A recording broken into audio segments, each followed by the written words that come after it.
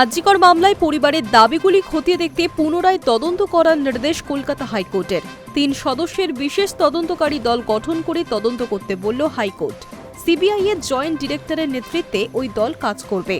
আদালত আরও জানিয়েছে, সিবিআইকে পুনরায় ঘটনাস্থলে যেতে হবে, পরিবারের সঙ্গে কথা বলতে হবে, সব তথ্য এবং নথি খতিয়ে দেখতে হবে।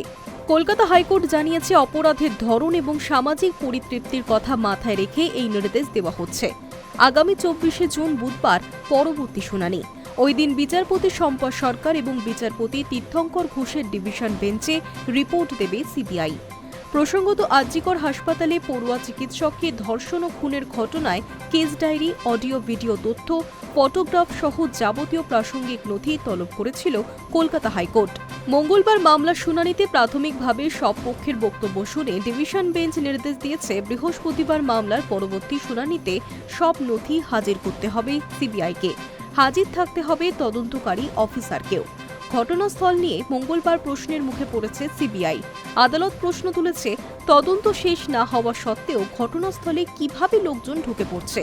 সেমিনার রুম সহ আরজিকরের যে জায়গা সিল করা প্রয়োজন সেই বিষয়ে দ্রুত পদক্ষেপ করতেও নির্দেশ দিয়েছে আদালত।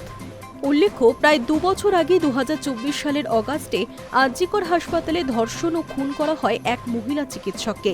এই ঘটনায় আসামি সঞ্জয় রায়কে ইতিমধ্যেই আমৃত্যু কারাদণ্ড দিয়েছে আদালত।